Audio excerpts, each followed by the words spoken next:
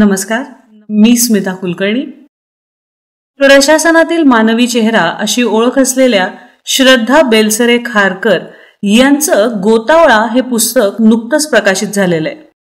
या पुस्तकातल्या 24 व्यक्तिरेखा रोज एक याप्रमाणे आपल्यासाठी सादर करतोय. तेव्हा जरूर ऐका, अभिप्राय कळवा आणि अशाच उत्तमोत्तम व्हिडिओची माहिती मिळवण्यासाठी चपराकचे हे यूट्यूब चॅनल सबस्क्राईब करायला अजिबात विसरू नका. चंद्रकांत कुलकर्णी. 80च्या दशकात औरंगाबादला कॉलेजमध्ये शिकणाऱ्या मुलांचा एक ग्रुप होता. आम्ही सगळेजण वादविवाद स्पर्धांना जात असू. स्पर्धांच्या निमित्तानं नेहमी एकमेकांच्या भेटी होत. त्यातूनच यंग डिबेटर्स असोसिएशनचा जन्म झाला. दर रविवारी सकाळी 9 वाजता आम्ही औरंगाबादमधील लॉ कॉलेजच्या मैदानावर भेटायचो. अनेक कार्यक्रमांचं नियोजन तिथं व्हायचं. श्याम देशपांडे, देवीदास तुळजापूरकर, शैला शिरवाडकर अशी काही नावं आठवतात. आमच्या स्पर्धेतील विषयांवर आपसात चर्चा होत असे. विविध सुविचार, सुभाषितं, किस्से, इसापनीतीतल्या कथा यांची देवाणघेवाण व्हायची.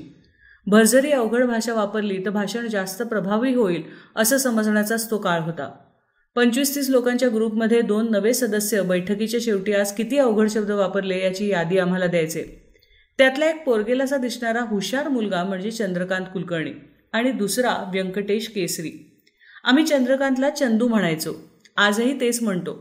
सावळा वर्ण, मध्यम उंची, तेजस्वी डोळे असणारा, खणखणीत आवाजाचा आणि विलक्षण स्मरणशक्ती असलेला हा मुलगा पुढे मोठा कोणीतरी होईल असं तेव्हाच दिसत होतं.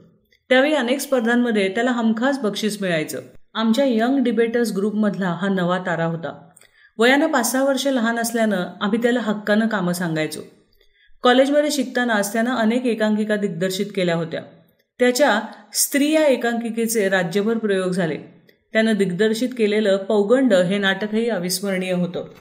मदर्स हाऊस हे नाटक तर काळाच्या पुढचं नाटक होतं. चंदूचा आवाका आणि त्याची झेप औरंगाबादच्या अवकाशात मावणारी नव्हती. नाटक करत असतानाच त्यानं दिग्दर्शन हे आव्हानात्मक क्षेत्र निवडलं.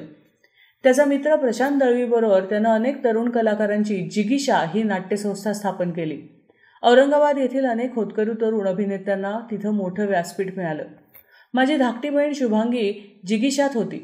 चंदू आमच्या घरी नेहमी येत जात असे. पुढे तो प्रशांत दळवीसह मुंबईला गेला. संघर्ष करत दैनिक सकाळमधली पत्रकारितेची नोकरी सांभाळून त्यानं मुंबईतही अनेक नाटकांचं दिग्दर्शन केलं.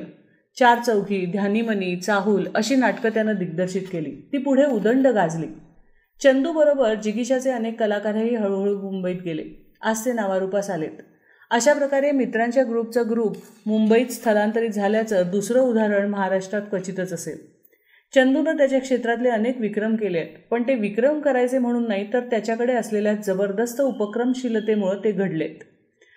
असंच महेश एलकुंचवार लिखित वाडा चिरेबंदी ही त्रिनाट्यधारा दिग्दर्शित करून त्यानं इतिहास घडवला. वाडा चिरेबंदी, मग्न तळ्याकाठी आणि युगांत ही 3 नाटकं सलगपणे एकाच रंगभूमीवर सादर होत असत. फार विलक्षण अनुभव होता तो. त्यावेळी तो जेमतेम 35चा असेल. नाट्यकला क्षेत्रातील अनेक मान्यवरांनी आणि उत्साही चोखंदळ रसिकांनी त्रिनाट्यधारा गौरवली.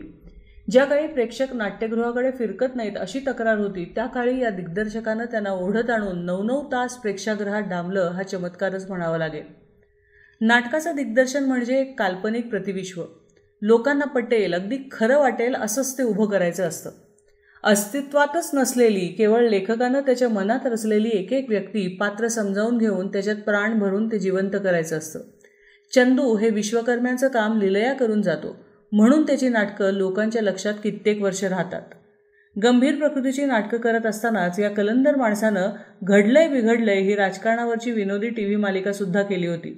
राजकीय व्यंगाचा तो एक उत्तम नमुना होता. नामवंत मराठी लेखकांच्या कथांवर बेतलेली त्याची पिंपळ पान ही मालिका खूप गाजली होती. नाटक, टीव्ही मालिकेनंतर त्याला चित्रपटसृष्टी खुणावू लागली. बिनधास्त हा चंदूच्या एकंदरच प्रकृतीचे वर्णन करणारा त्याचा पहिला सिनेमा. कायद्याचे बोला, तुकाराम, दुसरी गोष्ट, भेट असे अनेक यशस्वी चित्रपट त्याच्या नावावर जमायत. मला त्याचे सर्वच चित्रपट आवडले, पण आजचा दिवस माझा हा चित्रपट विशेष भावला. एक संवेदनशील मुख्यमंत्री मनात आणले तर एका रात्रीत काय चमत्कार घडवू शकतो याचं वास्तववादी वाटावं इतकं पण काल्पनिक चित्रण या सिनेमात आहे. राजकारणी आणि प्रशासकीय अधिकारी यांच्यातील संघर्ष अतिशय तरलतेनं त्यानं टिपला होता. मुख्यमंत्री काम करत असताना त्यांचा PA किती महत्वाची भूमिका पार पाडतो हे सुद्धा त्यांनी फार चांगल्या पद्धतीने दाखवलेलं आहे. मंत्रालयातील इरसाल अधिकारी आणि त्यांना मध्यरात्री काम करायला लावणारे कर्तृत्ववान मुख्यमंत्री हे सारं चित्रण फारच उत्तम झालेलं आहे. मनात एखादे नैतिक मूल्य जागृत असलेला एखादा मुख्यमंत्री, त्याचं प्रशासन, एकंदरच सरकार काय करू शकतं मात्र कधीच करत नाही याची दृश्यात्मक जाणीव लोकांना करून देणं हे मला तर फार सूचकपणे साधलेलं प्रबोधनच वाटलं होतं. प्रत्येक तरुण राजकीय नेत्यांनी पाहावा असाच हा सिनेमा आहे. आजही चंदूची अनेक नाटकं रंगभूमीवर येतात. साखर खाल्लेला माणूस या नाटकाचे विक्रमी प्रयोग झालेत. हरवलेला पत्त्यांचा बंगला हे नाटकही नव्यानं आलेलं आहे. मी लिहिलेल्या सोयरे या व्यक्तिचित्रणाच्या पुस्तकाचं प्रकाशन औरंगाबादला करायचं होतं. माझ्या मनात चंदूनं या कार्यक्रमाला यावं असं होतं, पण त्याच्या व्यस्त दिनक्रमात तो औरंगाबादला येऊ शकेल की नाही ही मला शंका होती. मी त्याला फोन केला आणि विचारलं, तू औरंगाबादला माझ्या पुस्तकाच्या प्रकाशनासाठी येशील का? त्यावर तो लगेच हो म्हटला. कधी यायचं ते सांग. मी त्याला तारीख सांगितली. तो म्हणाला नक्की येणार. इतका मोठा प्रसिद्ध सिने दिग्दर्शक येणार म्हणजे विचारायलाच हवं, म्हणून मी म्हटलं, अरे बाबा तुझं मानधन किती असेल आणि मला परवडेल तेवढंच सांग. खरं तर एवढ्या मोठ्या कलाकाराला बोलवायचं म्हणून मलाही थोडं दडपण आलं होतं. त्यावर तो हसून म्हणाला, जयश्रीताई तू एवढा मोठा मान दिलास हेच फार झालं, आता अजून धन नको. कार्यक्रमाच्या ठिकाणी आम्ही गेटजवळ स्वागतासाठी उभे होतो. येणाऱ्या पाहुणाऱ्यांचं स्वागत करत होतो. एक रिक्षा थांबली. त्यातून चंदू आणि त्याची बहीण संगीता उतरली. अरे मी गाडी पाठवली असती ना, रिक्षात का आलास? त्यावर चंदू हसत हसत म्हणाला, बऱ्याच दिवसात औरंगाबादच्या रिक्षात बसलो नव्हतो. इतका तो सरळ साधा औरंगाबादकर आहे. त्यानं पुस्तकावर अतिशय अभ्यासपूर्ण भाषण केलं. सगळं प्रेक्षकगृह त्याला ओळखणारच होतं.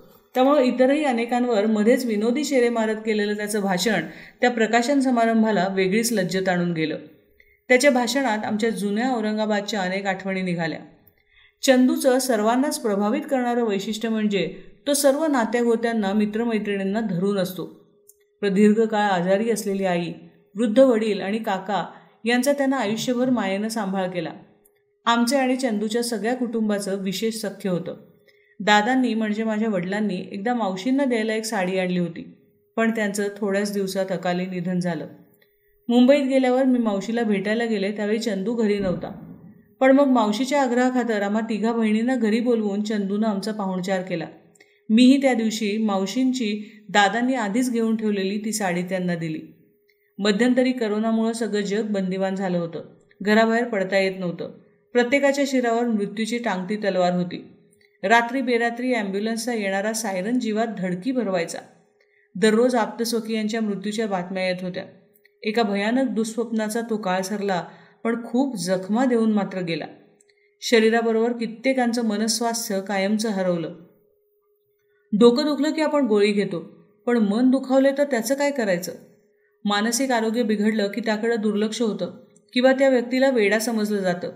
अशावेळी खरे तर नाट्यक्षेत्रातले लोक काय करणार? पण चंदूनं त्यावरही विचार करून नांदेडच्या डॉक्टर नंदू मुलमुले यांच्या कथांवर, त्यातील प्रसंगावर एक एक जणू छोटा बोधपट ठरेल असे सुंदर भाग चित्रित केले आणि ABP माझावर मनसुद्ध तुझं ही मालिका आली. कुठेतरी भळभळत्या जखमेला वाट मिळू लागली. प्रत्येक एपिसोड एक नवा प्रश्न आणि सोबत त्याचं सुंदर पटेल असं उत्तर देऊन द्यायचा. लाखो लोकांच्या मनातील प्रश्नाला त्यामुळे उत्तरं मिळत होती. माझ्या मते चंदूची ही सर्वोत्तम कलाकृती होती. न राहून मी त्याला फोन केला आणि भडाभडा त्याच्याशी बोलले. म्हटलं, तुला एक बक्षीस पाठवायचं आहे. इतक्या मोठ्या दिग्दर्शकाला मी तशी काय बक्षीस देणार होते, पण त्यानं माझी सुदाम्याची भेट स्वीकारली आणि म्हणाला, जयश्रीताई मी तुला इथूनच नमस्कार करतो. आजही तो कुठेही भेटला की जुन्या आठवणीवर उत्साहानं बोलायला लागतो. मग गप्पांच्या ओघात बदली वर्ष नकळत विरून जातात. या सच्च्या मित्राची प्रत्येक भेट मन प्रसन्न आणि ताजतवानं करणारीच असते.